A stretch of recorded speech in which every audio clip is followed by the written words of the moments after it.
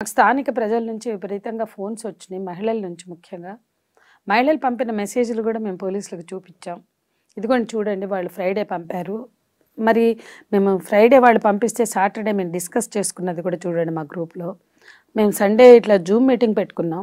ఆ తర్వాత అందులో భాగంగా నిన్నటికి ఈ ఈ రోజుకి మేము ఫ్యాక్ట్ ఫైండింగ్ టీమ్‌ని వేసుకొని వచ్చాం 8 మంది మేము different organizations. Professor Padmaja Shah గారు, journalist Sajiya, Chaitanya Mahila Sangham Jyothi, Telangana migrant workers union నుంచి సిస్టర్ లిజీ, పీఓడబ్ల్యూ నాయకురాలు ఝాన్సీ, అనసూయ, గీత, మేమందరం వచ్చాం, వెళ్ళాం 8 మంది. అసలు అక్కడ తుంకిమెట్ల అనే అంటే లగచర్ల ప్రాంతంకి వెళ్ళడానికి తుంకిమెట్ల అనే క్రాస్ రోడ్డు మెయిన్ రోడ్ నుంచి పరిగి నుంచి తుంకిమెట్ల అటు వెళ్ళడానికి తుంకిమెట్ల దగ్గర ఆపేశారు. చాలా వాగ్వివాదం జరిగింది. మేము ఫ్యాక్ట్ ఫైండింగ్‌కే వచ్చాము. ప్రజలు ఏం చెప్తే అది విని నోట్ చేసుకుంటాం. మేము పొలిటికల్‌గా ఎవరి రాజకీయ ప్రయోజనాలు నెరవేర్చడానికి రాలేదు. మాకు పొలిటికల్ మోటివ్స్ అసలే ఉండవు. మేము జనం ఏం చెప్తే అది వింటాం. అది ఫ్యాక్ట్ ఫైండింగ్ అంటే. ఆ తర్వాత ప్రభుత్వ వర్షన్లు, పోలీస్ వర్షన్ తీసుకుంటాం. అంటే ఎంత చెప్పినా మీరు వెళ్ళొద్దు, సిట్యుయేషన్ బాలేదు అన్నారు. ఎంత వాగ్వివాదం జరిగినా మమ్మల్ని అలౌ చేయలేదు. ఆ ఘర్షణ అది ఘర్షణగా మారింది. వాళ్ళు అరెస్ట్ అన్నారు. మీరు బలవంతంగా వెళ్తే అరెస్ట్ అన్నారు. మీరు ఇక్కడ నిలబడితే ప్రివెంటివ్ అరెస్ట్ అన్నారు. అంతేకాని మమ్మల్ని మాత్రం ఆడు కదలనీయలా. వెహికల్స్ వెళ్ళమంటారు. ఆ ముందు రోజు బీజేపీ వాళ్ళని అరెస్ట్ చేసాం. మీడియా వాళ్ళని కూడా వెళ్ళనీయట్లేదు అంటే అసలు చెప్పండి, మీడియా వాళ్ళని కూడా వెళ్ళనీయకుండా నిన్న బీజేపీ వాళ్ళు వస్తే అరెస్ట్ చేయడం.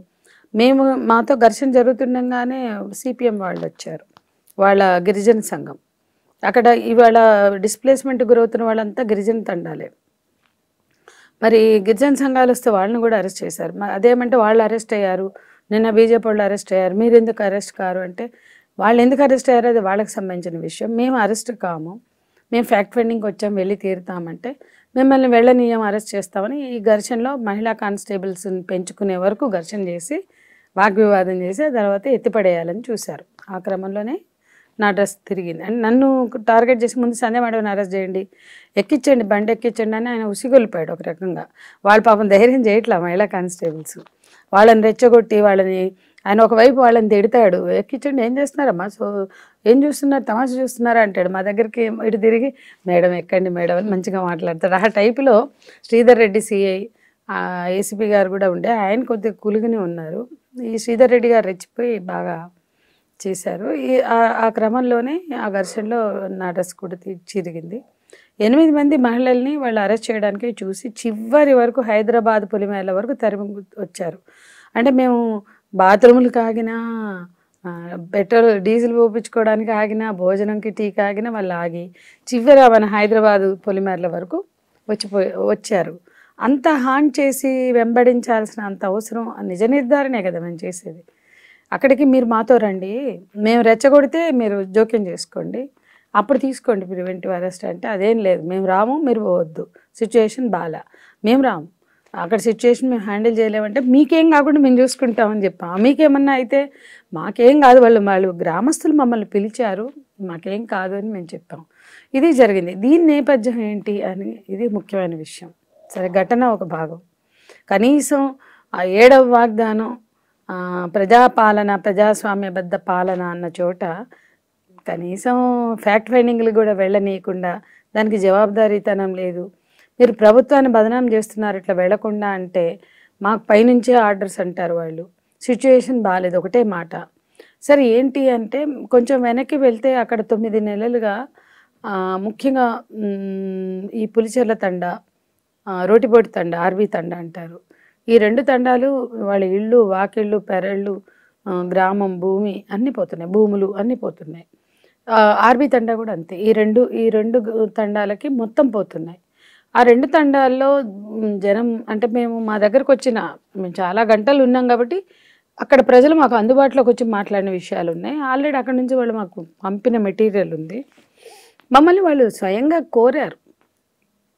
మహిళలు మా మీద చాలా నిర్బంధం జరుగుతుంది, డోర్లు పగలగొట్టుకుని మా భర్తలు, మా కొడుకులు, మా పిల్లలు, అన్నదమ్ములు అరెస్టులు అయితే మేము మిగతా మగవాళ్ళు కూడా తలదాచుకోవడానికి చుట్టాల ఇళ్ళల్లో అట్లా వెళ్ళిపోతే ఆడవాళ్ళమే మేము ఉండి తలుపులు వేసుకుని లోపల పడుకుంటే తలుపులు బద్దలు కొట్టి లోపలికి వస్తున్నారు. ఎక్కడ పడితే అక్కడ టచ్ చేస్తున్నారు. చాలా వినలేని మాటలు మాట్లాడుతున్నారు. అబ్యూజివ్గా మాట్లాడుతున్నారు. చాలా హ్యూమిలియేట్ చేస్తున్నారు. మమ్మల్ని వేధిస్తున్నారు. మా మా భర్తలని విడుదల చేసుకోవడానికి మా మగవాళ్ళని, మా కుటుంబాల్లో ఉండే మగవాళ్ళని 80 మందిని వాళ్ళు అరెస్ట్ చేశారు. వాళ్ళని విడిపించుకోవడానికే మేము కోర్టుల చుట్టూ తిరగమా, వీళ్ళ దాడి ఎదుర్కోమా, మా పరిస్థితి ఏంటి, మాకు అండగా నిలబడండి, మా గోడు వినండి, ప్రపంచానికి చెప్పండి, మాకు సహకారం అందించండి అని వాళ్ళు ఇదే అక్షరాల భాషతో మాకు పంపించారు. అవన్నీ మేము పోలీసులకు కూడా చూపించాం. అయితే ఇక్కడ విషయం ఏంటంటే ఆ తండాలలో చాలా కాలంగా ప్రజలు, అంటే ముఖ్యంగా బంజారా కమ్యూనిటీ వాళ్ళు చాలా హార్డ్ వర్క్ చేస్తారు వ్యవసాయంలో. మనం అది తెలంగాణలో వ్యవసాయం ఎవరు బాగా చేస్తారు, వ్యవసాయాన్ని భూమిని అంటిపెట్టుకుని చేస్తుందంటే బంజారాస్ అని ఎవరైనా చెప్తారు. అలాంటి కమ్యూనిటీ 75లో వాళ్ళకి ఇందిరమ్మ భూములు ఇచ్చింది. ఆ భూముల్లో కొంతమందికి పట్టాలు ఉన్నాయి, కొంతమందికి అసైన్ ల్యాండ్ కానీ ఇంకా ఉన్నా ఆ భూమిని అంటిపెట్టుకుని వాళ్ళు ఇక అంత కష్టపడేవాళ్ళు భూమిని అంటిపెట్టుకుని శ్రమ చేస్తే భూమిలో బంగారమే పడుతుంది. అట్లా 3 పంటలు పండించుకున్న రైతాంగం ఆ భూమిని ఆధారం చేసుకుని చాలా డెవలప్ అయ్యారు, డెవలప్ చేసుకున్నారు భూమిని కూడా. అంటే ఇరిగేషన్ పరంగా, అంటే బోర్లు వేసుకుని వాటర్ రిసోర్సెస్ పెంచుకుని పంటలు బాగా పండించుకున్నారు. దాంతోపాటు ఆ పిల్లలు చదువుకుని చాలామంది ముంబయో గల్ఫో ఇతర రాష్ట్రాలకు వెళ్ళి పనిచేసి బాగానే డబ్బులు సంపాదించుకున్నారు. గల్ఫ్ వెళ్ళి మంచి మంచి ఇళ్ళు కట్టుకున్నారు. ఆ తండావాసులు వ్యవసాయం కేంద్రంగా పనిచేస్తున్న వాళ్ళు కూడా వాళ్ళ ఇళ్ళు వాకిళ్ళు చాలా బాగున్నాయి. అంటే వాళ్ళు ఏమంటారంటే, మేము కష్టపడి సంపాదించుకుంది ఎక్కడ పెడతాం, తెచ్చి మళ్ళీ భూమి మీద లేకపోతే ఇంటి మీద పెట్టాం. ఇవాళ ఇంటికి ఇల్లు అంటే వాళ్ళు ఏమి ఇస్తున్నారు, 2 BHK ఇల్లు ఇస్తామంటున్నారు గవర్నమెంట్. అంటే 1.5 ఇల్లు కట్టుకున్న వాళ్ళు 2 BHK ఇల్లు తీసుకుని సంతృప్తి పడతారా? దానికన్నా మించి వాళ్ళ ఉపాధి, వాళ్ళ భూమి, భూమితో ఎమోషన్ ఉంటుంది. అంటే భూమితో ఎమోషన్ ఉంటుంది. ప్రొఫెసర్ హరగోపాల్ గారు ఎప్పుడు అంటారు, డిస్ప్లేస్మెంట్ అంటే నివాస హక్కులే కాదు, భూమి భుక్తి ఉపాధే కాదు, వాళ్ళ మెమొరీస్ ఉంటాయి. ఇల్లు వాకిలి తీసేటప్పుడు వాళ్ళ మెమొరీస్ని చెరిపేయడం కూడా మానవ హక్కుల సమస్య అవుతుంది. కాబట్టి ఊరితో ఉన్న అనుబంధం, భూమితో ఉన్న అనుబంధం, ఇంటితో ఊరితో ఉన్న అనుబంధం, అది చాలా ఎమోషనల్ బాండింగ్ అది వాళ్ళతో. అట్లాంటి చోట అసలు ఏం పట్టించుకోకుండా మీరు వెళ్ళిపోవాలా, మేము ఇస్తాం, మేము ఇచ్చింది తీసుకుని వెళ్ళిపోవాలా అంటే దానికి సంసిద్ధత వ్యక్తం చేయకపోవడాన్ని మనం అర్థం చేసుకోవాలి. మీరు అభివృద్ధిని రుద్దుతున్న ప్రాజెక్టులు వాళ్ళకి అభివృద్ధిగా కనిపించట్లా, విధ్వంసంగా కనిపిస్తున్నాయి. ఎప్పుడైనా ప్రజలని భాగస్వామ్యం చేస్తే అది అభివృద్ధి, ప్రజలు సమ్మతి ఇచ్చి ప్రజలు వెల్కమ్ చేస్తే అది అభివృద్ధి. ఇప్పుడు విశాఖ స్టీల్స్, మన BHEL, మన IDPL, HMT, లేకపోతే RFC, NFC, ప్రాగా టూల్స్ ఇట్లా చెప్తే జనం ఇచ్చారు భూములు, అందులో భాగస్వాములు అయ్యారు, వాళ్ళందరికీ ఉద్యోగాలు వచ్చాయి. BDL, డిఫెన్స్ ల్యాబ్స్, ఇట్లా చూసుకుంటే పోతే హైదరాబాద్ అంతా ఇండస్ట్రీస్ ఉన్నాయి. అంటే ముఖ్యంగా ప్రభుత్వం నెలకొల్పినవి కూడా ఉన్నాయి. మరి అక్కడ కూడా అంతకుముందు కూడా అపెరల్ పార్కులు ఉన్నాయి, అవన్నీ ఉన్నాయి. అక్కడ ప్రజలు భాగస్వామ్యం అయ్యారు, వాళ్ళ అనుభవాలు కూడా మనం వినాలి యాక్చువల్గా. అట్లాగే పోలేపల్లి సెజ్ ఉంది, అది కూడా అదే మహబూబ్ నగర్. ఇప్పుడు ఇక్కడ 5 గ్రామాల్లో ఇంకో పోలేపల్లి ఉంది, అది 40% పోతుంది. ఇంకోటి హకీంపేట ఉంటుంది, ఇంకోటి లగచర్ల. ఈ 3 కలిపి 30-40% పోతే, ఈ 2 100% పోతాయి, 2 తండాలు. సో ఈ 5 గ్రామాలకు చెందిన వాళ్ళు నిరాహార దీక్షలు చేస్తున్నారు, నిరసనలు చేస్తున్నారు. ఆ పరంపర దాదాపు 9 నెలలుగా సాగుతుంది. అందులో ఒక కాంగ్రెస్ లీడరు మన నాయకుడే గెలిచాడు. యాక్చువల్గా వీళ్ళంతా కాంగ్రెస్ ఓటర్స్. రేవంత్ రెడ్డి గెలుపుని కూడా సంబరాల్లాగా చేసుకున్న యువతే ఇప్పుడు అరెస్ట్లు అయి ఉన్నాళ్ళు. ఓట్లేసి గెలపడమే కాదు, ఓట్లేసి గెలిపించడమే ఒకటే కాదు, 6 గంటలు 8 గంటలు డీజీలు పెట్టుకుని సంబరాలు చేసుకున్నారట రేవంత్ అన్న గెలుపుని. సో వాళ్ళే ఇప్పుడు వాళ్ళు చెప్తారు, ఆ ఫోటోలు చూడండి, ఆ సెలబ్రేషన్స్ ఫోటోలు, ఇప్పుడు జైళ్లలో ఉన్న పరిస్థితి చూడండి, అంటే ఆ యూతే. కాబట్టి ఇప్పుడు వాళ్ళలో కోపం అనేది ఎందుకు ధర్మాగ్రహంగా మనం భావించాలి అంటే, మేము రేవంత్ అన్న గెలుపుకి మేము పనిచేస్తే మా మీద ఇంత దాడేంటి, దౌర్జన్యం ఏంటి, తిరుపతి రెడ్డి 40-50 కార్లతో వచ్చి బెదిరించిపోతాడు. ఇది వరుసగా జరుగుతుంది, టెర్రరైజ్ చేస్తున్నారు. ఇవన్నీ క్రమంలో, ఈ నిరసనలు జరుగుతున్న క్రమంలో ఒక కాంగ్రెస్ నాయకుడు, మన నాయకుడు వచ్చాడు, మన భూములు రక్షించుకుందాం, మనం ఇవ్వద్దని చెప్పి వీళ్ళందరి దగ్గర డబ్బులు తీసుకుని మళ్ళా వాళ్ళు భూములు లాక్కుంటానికి లేదా నోటిఫికేషన్లు ఇచ్చి దండోరాలు చేయించి ఆ భూములు తీసుకోవడానికి వస్తున్నప్పుడు వాళ్ళతో పాటు వస్తే అతన్ని కొట్టారు తప్ప ఇంకెవరిని కొట్ల ఆ కాంగ్రెస్ నాయకుడిని. అది ఏదైనా ఉంటే జనంకి అతనికి జరిగిన ఘర్షణని చట్టబద్ధంగా డీల్ చేయొచ్చు. కలెక్టర్ స్వయంగా చెప్తాడు నన్ను ఎవరు కొట్టలేదు, దాన్ని దాడిగా మాట్లాడొద్దు అని చెప్తాడు. కలెక్టర్ వర్షన్ కూడా విన్నాం. ఎస్పీ అంటాడు అక్కడ దాడి జరిగిందంటారు. ముఖ్యమంత్రి లేదా నేతలు అంటారు, కాంగ్రెస్ నేతలు మినిస్టర్స్ ఒక కలెక్టర్ మీద చేసుకుంటే సహించేది లేదు, కేసులు ఉంటాయంటారు. ఇది ఆవేశంతోనే జరిగిందంటారా లేకపోతే ఏదైనా కుట్ర కోణం ఉందా? ఎందుకంటే కాంగ్రెస్ ఆరోపిస్తూ ఉంది, మనం చూస్తున్నాము ఇప్పటికే కొంతమంది బీఆర్ఎస్ నేతలను కూడా అరెస్ట్ చేయడం జరిగింది. అవును, అనిపించింది అక్కడికి వెళ్ళి ఇప్పుడు అక్కడ జరుగుతున్న ఉద్యమంలో బీఆర్ఎస్ పాత్ర ఉందా లేదా అది తర్వాత విషయం. కానీ ప్రజలు ఆ 2 గ్రామాల ప్రజలు లేదా 5 గ్రామాల ప్రజలు వాళ్ళు ఎవరు ఓట్లేశారు, ఓటింగ్ సరళి అప్పటి ఓటింగ్ ప్యాటర్న్ తీసుకున్న ఆ ఓటింగ్ ఫ్యాక్ట్స్ తీసుకున్న తెలుస్తాయి.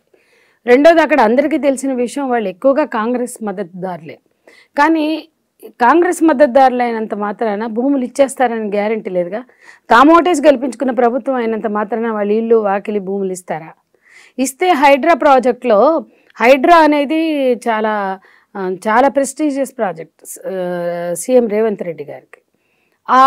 దాంట్లో హైడ్రా అనేది ఎఫ్టీఎల్లో బఫర్ జోన్లో కట్టినటువంటి నివాసాలు చాలా నష్టకరం, అదంతా కూడా రియల్ ఎస్టేట్ అనో ఇంకోటనో మాట్లాడుతూ అది ఆక్రమణలు దురాక్రమణలు అని మాట్లాడి ఆ కాటిసాని రామ్ భూపాల్ రెడ్డివి ఇంకో పల్లంరాజు ఇట్లాంటి వాళ్ళే పగలగొట్టారు.